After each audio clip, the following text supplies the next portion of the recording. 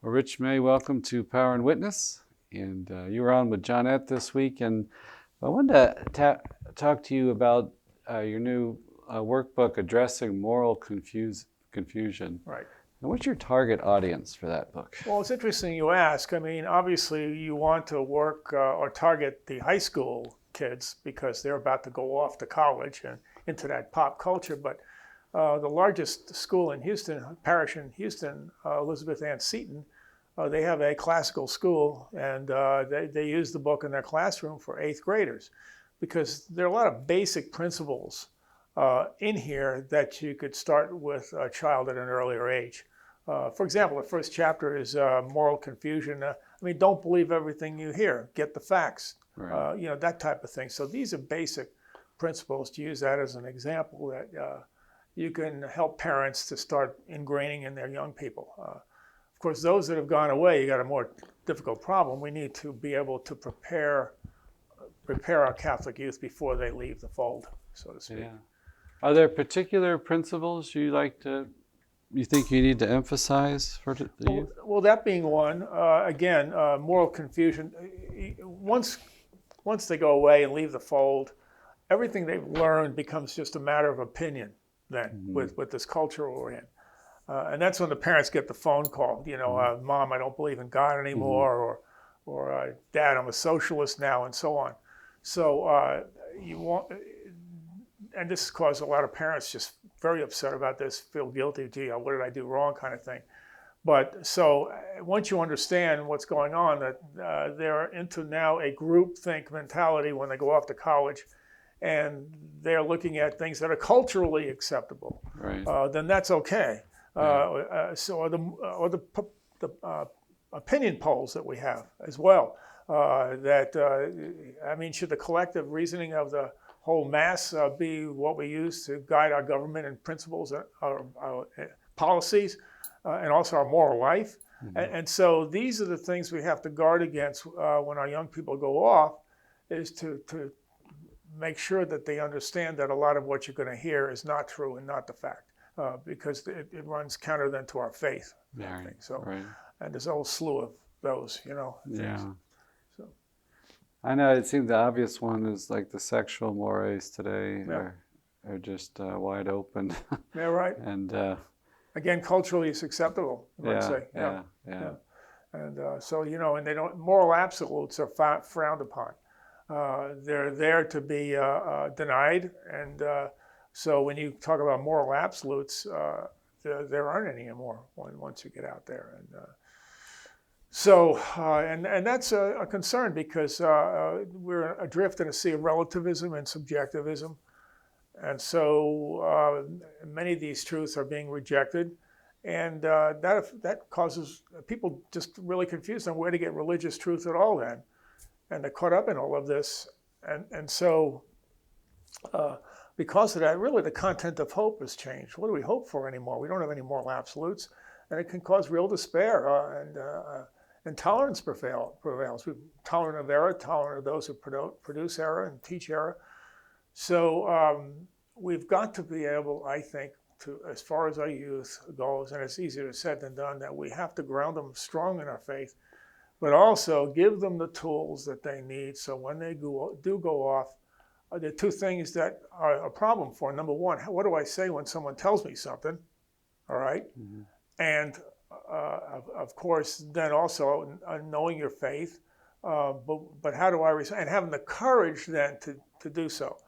The story I gave today was we decided to take 20 teens, and we had a parishioner that had a large house, and we brought them in there, and every month we would meet.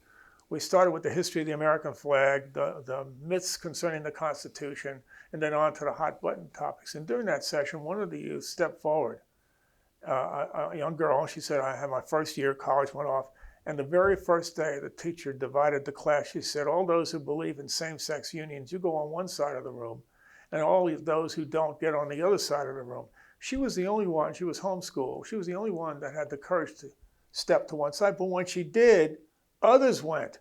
So that tells you that a lot of the youth don't like what they have, but they're afraid to do it. They're afraid. Right. afraid to say anything. So Yeah. giving them the courage, and what we did in those sessions, every session when we covered something, we give them 2 or 3 things to learn, like you could say memorize, but what do you say? Here's what you say. And we keep repeating them every time we come back. Okay, what did we learn the last time? What are the 3 things? Right. And by the time you Right. get to the end of the year, they're able to respond in real situations. Because that helps a lot. A lot of them don't know what to say. Yeah. You know? Yeah. So that's something, I think. And you have a background in the Air Force. You served in Vietnam and Yeah, I stuff. was an Air Force pilot, Yeah. flew KC-135 tankers out of Travis Air Force Base. But I wanted to go back to aerospace, so I went back to JSC in Houston as a contractor, and I worked on the space shuttle and all that until 2010 when I retired. Of course, I was already working theology. I'd be in my meeting at NASA working a theology diagram years ago.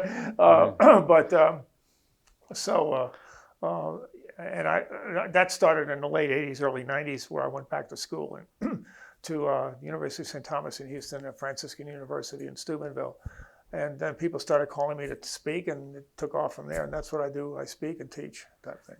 And what would you teach? Like I don't know like serving in Vietnam, serving in the air, about courage and strength of character and things. I imagine those are very important points. Yeah, that's a good point. I didn't think to apply that to what we're talking, this whole subject here, but that's true. You have a mission, you have requirements, you have to meet those requirements. You can't just say, I'm not going to do it today. That's another problem, is commitment.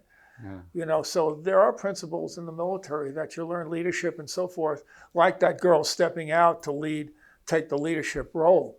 So I think there is a place for people that can apply what they've learned in the service to a Christian ministry. That's a good point. I didn't think about that.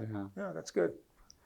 And it seems too, the history of the church, just thinking about a young girl standing up against the class, there's a great history of these young virgin martyrs, young teenage girls, being threatened by some emperor, some political figure, and suffering tortures rather than deny Christ.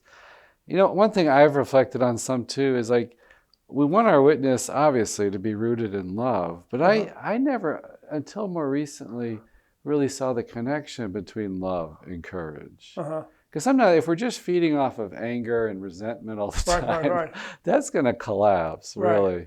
If we can jettison the anger and focus on it's the loving thing to do, to bear witness to the truth. This is good for people, and not to make it as much as us against them. I don't know. That seems to be more strengthening to me when I look at that. Well, what I told those kids too, and it was right in that type of situation, is, do you ever think of yourself in a classroom and right beside you is Jesus and Mary? Right.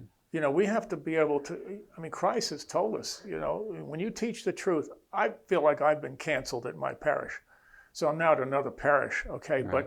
But I won't get into that whole story, but it's not just priests that are getting canceled today. Lay people are getting canceled. And there's pain and suffering in that, because you got friends, you want to do the right thing. And if you're going to follow Christ and bear witness to the truth, there's going to be suffering and rejection. Right. Look at him. Every time I get rejected, I say, well, that's what happened to Jesus. Right. And so I think if we realize that they're beside us in our struggle like that, to give that example there, knowing that they're looking at you and saying, okay, what's your response going to be here? And you stand up in courage, even if they're suffering, even if you got kicked out of that class. Think of the grace and just to be able to do that for Jesus and Mary. I consider myself in Mary's army. There was an old friend of mine, she's passed away now. She told me something that stuck with me ever since. Mary's forming her army on earth, and you better be in it. But I've always been very close to the Blessed Mother, and so of course with our Lord. And but if they're beside you, if you're sitting there in class and they got a seat next to you, what I'm trying to say is image that in your mind, that they're looking at you now. What are you going to say to that? Right. You're going to stand up for the truth, stand up for the faith. Right. And I know that's not, it's easier said than done, but I think you really can train students. And when you're doing it with other students to say, okay, what do you say here? And they're all learning that together, they're gonna retain that. I really do. Right. Where it almost becomes an automatic response. Yeah. And well, am I making sense? I don't know. Yeah. No. I agree that. I think oftentimes, I think in my own life, just single things people told me, phrases, God just puts an anointing on it. Yeah. You know, and I think our job, I look at it, is to put the word out there.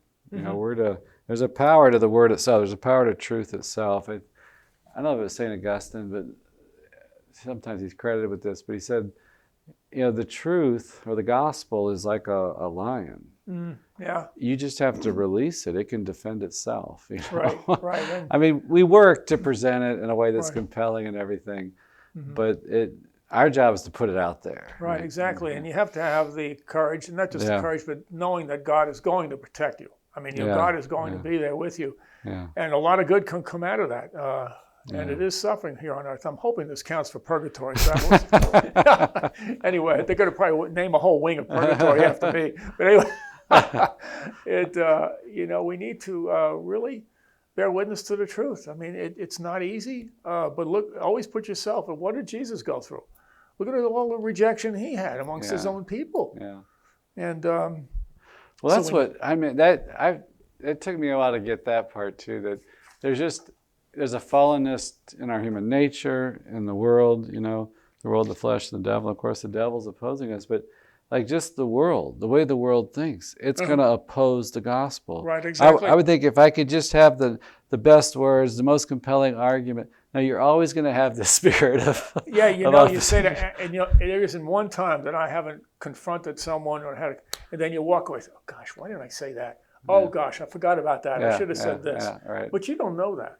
Yeah, I remember one time I was at work and I had a meeting over at NAT. This is when I was still at NASA, and I went over to a cubicle for a quick meeting, and I had a pendant of the Blessed Mother, and it was a Protestant. He said, "Oh, is that the Blessed Mother?" "Yeah, it's the Immaculate Conception, and everything." And I said, "Well, I don't know about all that, I said, "Well, think of the Ark of the Covenant." I talk about the Ark of the Covenant, the holiest object. They had the stone tablets made of stone, and no one could touch it. If you touch it, zap, you're dead.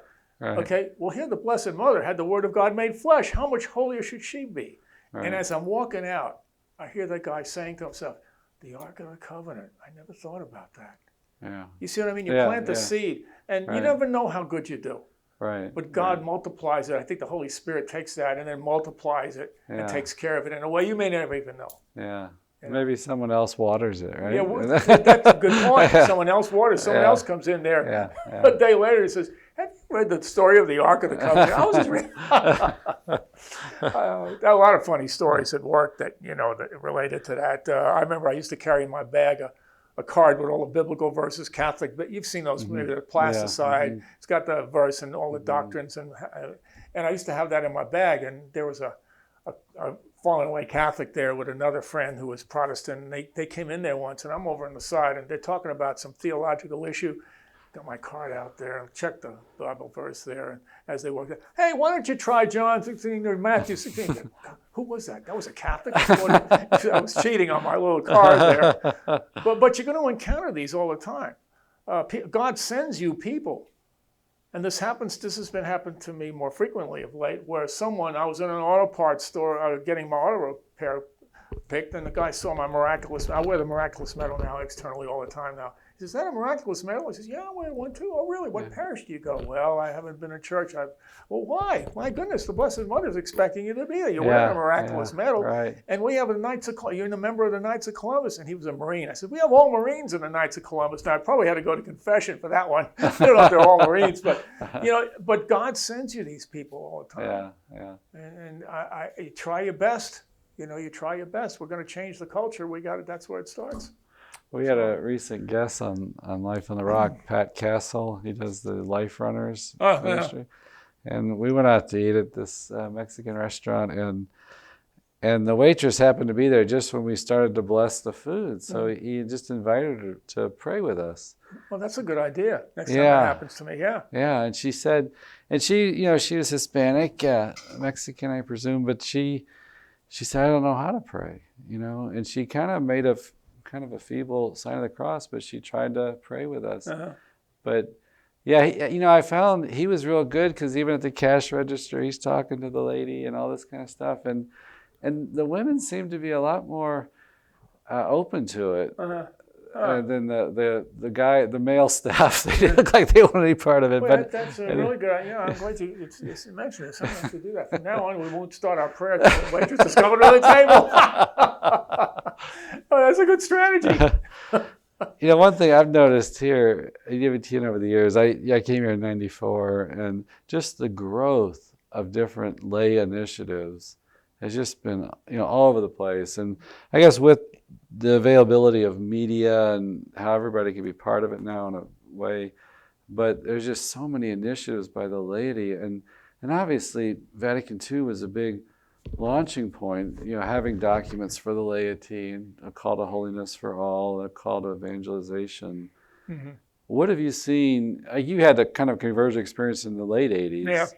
But what's been your experience out there as a lay evangelist, giving conferences, retreats? Yeah, talks? Well, it seems like, unfortunately, at least up until now, most of the people that come are people that already believe, they're trying to reinforce their faith. Right. And give, these, what are they, the Conference of Truth there, where Dr. Hahn and others come, mm-hmm. and those are popular because they give them what they need to reinforce and be able to proclaim their faith mm-hmm. better. Mm-hmm. The people that really need it, where are they in adult education? They don't show up. Yeah. See, so the trick is to be able to inspire them to love the faith enough to come to the adult ed, and be able to learn their faith better. Right. Because especially if they have youth, they're supposed to be encouraging the youth. Right. So all of this is tied. This is like it's all tied together. All of this. Yeah. There's so many things that need to work together, like a well-oiled machine: adult education, evangelization, and so on. Yeah. Where this is coming to me now, I just think we can do better in our parishes, because I teach adult ed, and depending on what topic I'm teaching, if I get 30 or 40 people, I'm lucky, in a reasonably sized parish. But I gave a program, The Catholic Patriot, where I covered critical race theory, all these things going on. I had 140 people. Mm. That tells you that people want to know about those things, but we don't teach them from the pulpit. Do we teach them from the pulpit? They have no place to vent. They don't know where to go to get because we're afraid to talk about it. Right. We got an election coming up, where we're afraid to say, if you vote for, and this whole thing about being too political, this bugs me, because they're not going to take the 501c away from the church and all of this. We're afraid we're going to turn people off maybe or something, but you can at least give the guidelines, those for voting. The Pope Benedict, he had the 5 non-negotiables, whatever it was, or be able to teach where people can know, okay, when I go to vote, this is what I need to be looking for. I mean, if we don't say anything about it, I mean, we need to, because people want to talk about it. They want to hear these things. Right. They want to talk about the issues.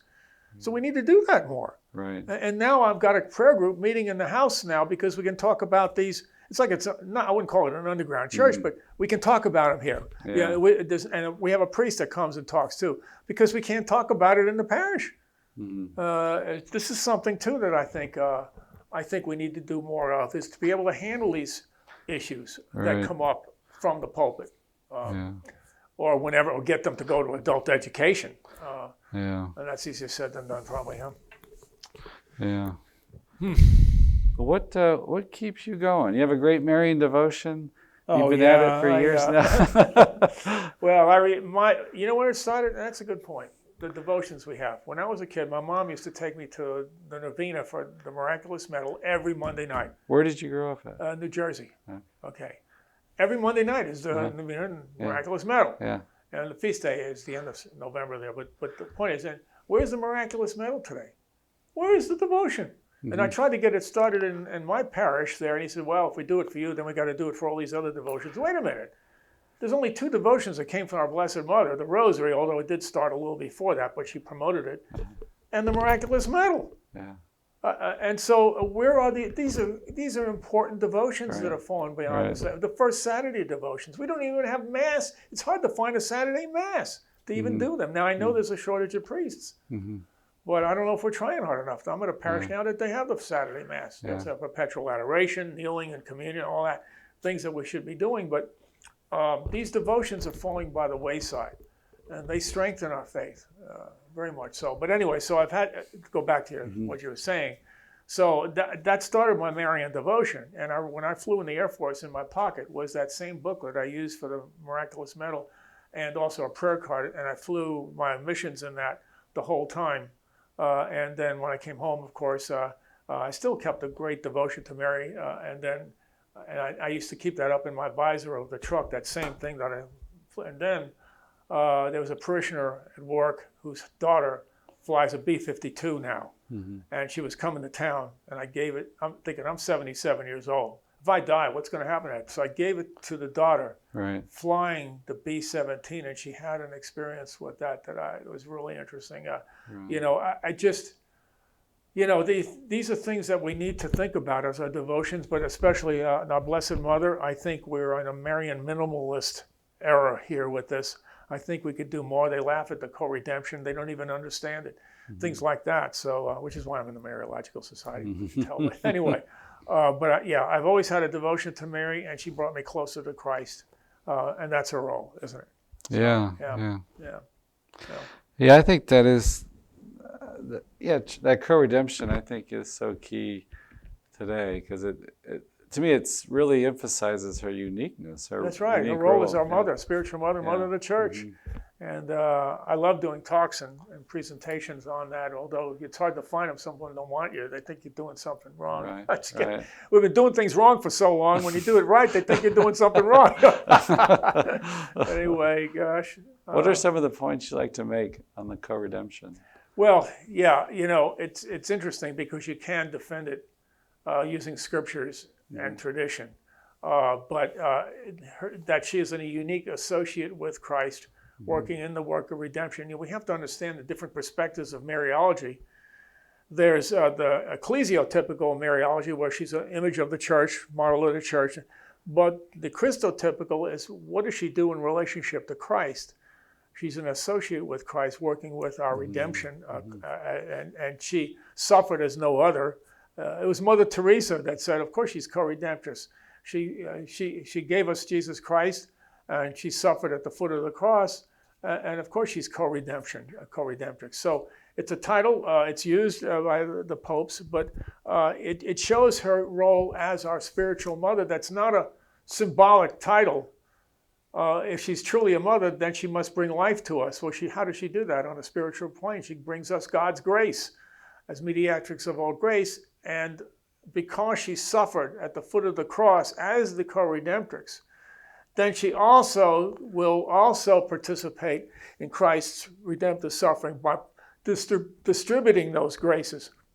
It's the thing of the greater and the lesser, because God gave the church the power to forgive sins, then also temporal punishment due to sin, the greater the lesser, because Mary participated in the sacrifice of Christ on a cross, being crucified in her heart. Then too, she also participates in the distribution of grace. But that is the co-redemption aspect here. She suffered with Christ. It doesn't mean equal to, it means with. And I think that's what the hang-up with some people are. You're putting them on the same level of Christ. Not at all. But you know, I was a pilot. I had a co-pilot. He wasn't equal to me, but I needed him to help fly the plane. You know, the same thing with the co-redemption. Think of it, or the co-captains of a football team. Things like that. Now, they might be equal. But it doesn't mean they're equal. So that's a good analogy. I always use the pilot, co-pilot. You see? I think that just that the theological follows the physical, that she gave flesh to Jesus, right? So she's contributing to the redemption right there. Exactly.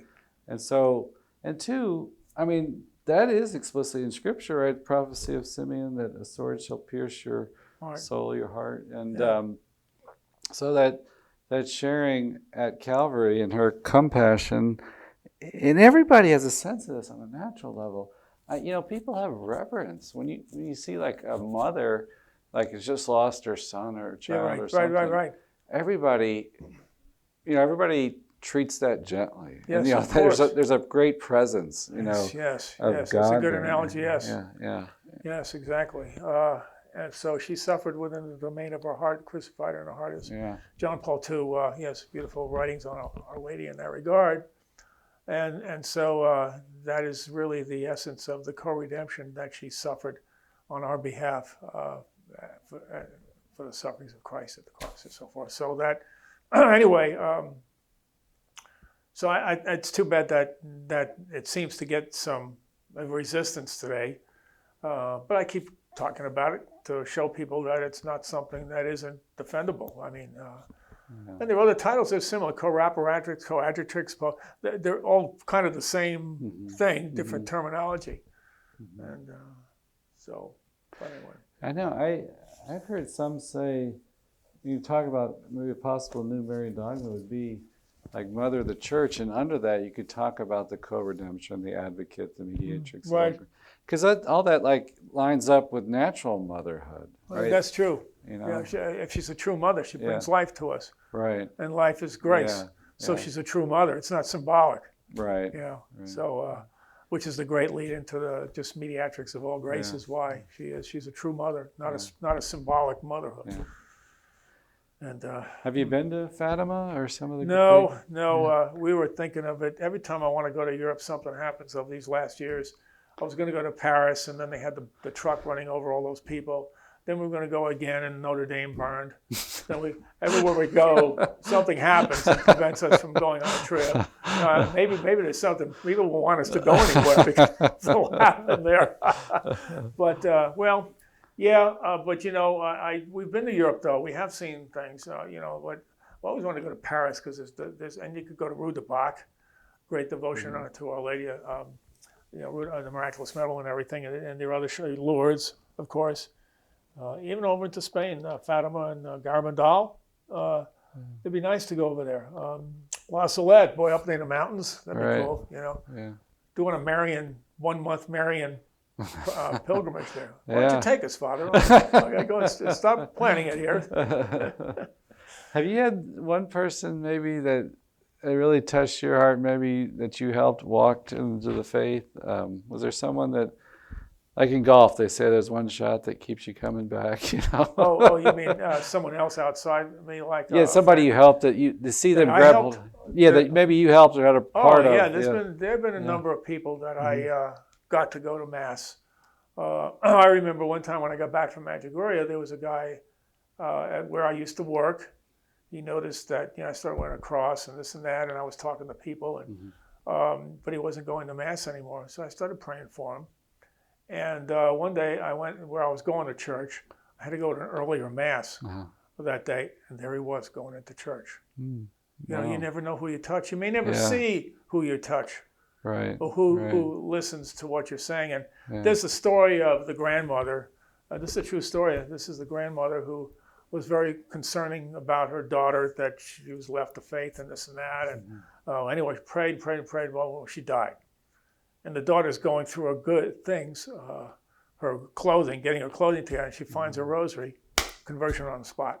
Wow. So you don't see what. And I remember when I was in the Legion of Mary seeing a patient at the hospital. I remember her name, Elmira. Still remember her name. And a week after I saw her, she died. But when I was seeing her, she said, "Oh gosh, I'm so worried about my daughter. She didn't go to church and this and that. And she, I don't know what to do." I said, "Well, don't worry about it. I'll pray for her. Don't worry." Yeah. She dies. 3 years later, at least 3 or 4 years later, I'm giving a talk at a church there nearby, and this young lady comes up. "Do you know that woman, Elmira?" I said, "I'm her daughter, and I'm going back to church again." Wow. See, so you may never see the fruits of your work. Yeah. You see that grandmother's prayers, and of course I'm praying the grandmother too. Not that it was mine; it was her prayers. All the prayer of a mother. And the daughter's going back. She's been baptized and going back to church again. Right. So you got to have sort of a trust that you're accomplishing something, you're doing something, and God takes it and Yeah. Yeah. What are some of the things you love about being Catholic? 77 years old, you've labored in the vineyard. What do you really appreciate? Well, I only wish I could have started earlier. I mean, I always went to church on Sunday. Yeah. But, if you were to tell me in 1980 you're going to be doing teaching and going, I think you lost your mind. So, what keeps me going is my love for the church and Our Lady, and knowing that they're in pain right now. The church is in pain right now. Yeah. And I feel a responsibility and also the great love for the church and trying to make a contribution to this. This is a difficult time, as we know. Yeah. And to just keep trying to do the best we can. That's what keeps me going. And I always tell people I'm going to die with my combat boots on. That's all I can do. And if they send me to a care center in my last year, I'll be going around in my wheelchair handing out rosaries. You know what I mean? You got to keep going. Anyway, shoot. It's tough right now. We just got to hang in there and stick together, work hard. Yeah. That's my thinking. Anyway. I know as I'm a priest over 20 years, and just the last 5 years, I've really just seen the power of the sacraments. Just how confession can get somebody back on their feet again. Yes. And just the strength of the Eucharist, of just praying in front of the Eucharist. It's like, that's like the supernatural heart of the church. Right. And one of the points I make here is the loss of, it's in my last chapter, loss of the supernatural. Yeah. People don't believe anything beyond what they can see and feel. Well, think of what impact that has. What about the loss in belief in the real presence? I think that's a contributing factor to the loss in belief in the real presence, because we've lost the belief in the supernatural today in this material world that we live in. And so that's an important aspect of this. Could go on and talk about that for a while, but anyway. That gives purpose, meaning, peace to people, and to cut out. Yes. To push that aside in secularism, it's like, right. That's the sad part, It is the sad part. Yeah. And we have to have faith. Not everything is seeing to believe. Yeah. And then sometimes God helps us with a Eucharistic miracle to keep us going, right? And we have to be able to recognize that there is something beyond what we can see and feel and everything, and that's one of the issues today, I think. Yeah. Well, Rich, thank you so much for talking with us. God bless you. Anytime, and, sure. I'll leave you my card. If we're going to do something again sometime over the phone, we can do something. That's fine. Always glad to help. Right. You're great setting here, right next door here. EWTN, in EWTN here. It's a really great place. It's a special place, and I remember the time, the last time I saw Mother Angelica, last time we were here, some time ago. She came up and shook hands with her. She came around and I left her a picture. I gave her a picture of one of my favorite pictures of the Blessed Mother, one I took. And she had it up there on the table during a program. Oh, really? Yeah. But see, this is where I make saints feel guilty. I say, Mother Angelica, remember that picture I gave you of the Blessed Mother? Yeah. I need to get on EWTN, Jeanette Bankovich's show. And I'll tell you another one. I remember when I was just kidding around. I like the kid with the saints. Hopefully they got a sense of humor. Right. But there was a time I was giving a conference in Colorado, and there was a wonderful priest next to me, Father Joe Whalen. Got to talk to him, befriended him. He says, Rich, I really could use a drink of water. So I went over and got him a drink of water and gave it to him. Well, 4 years later, he dies and starts this healing ministry. St. Raphael, you could look it up, St. Raphael Healing Ministry. It's blessed oil. And so we had gotten some of those. They were at our house that they sent it to us, and I was on the shelf. And there was a person in the parish that was just about to die. And so I called the family. I said, look, I got some blessed oil here. Why don't I meet you downstairs in the hospital? Let me give it to you. And I say the prayer to Father Whalen. Father Whalen, do you remember that glass of water I gave you back there in 16? I got a favor to this blessed oil, and that you could heal this person. As God is my witness, 5 days later, he walked out of the hospital. Wow. Yeah, we've had miracles with this oil. And then I said, well, how much of that glass of water can I use, Father? You think I need a little more? And you know what I got? Rich, your cup will never run dry. And we've had several special things. And to pray to people that they're up there. He's not a canonized saint, but this man is a priest. He's just such a sweet. He was a Navy vet too in World War II. And to have faith and kid around with the other is St. Joseph. I'm not taking too much of your time. St. Joseph, this is another funny one. I was in St. Louis at the time, and we're trying to sell our house in Houston. And you know, there's that people bury the statue of St. Joseph into the ground. Mm-hmm. And so I was at his shrine there in St. Louis. It's right near one of the main squares in St. Louis. And I'm into the church in St. Louis. I say, look, St. Joseph, this thing of burying your statue.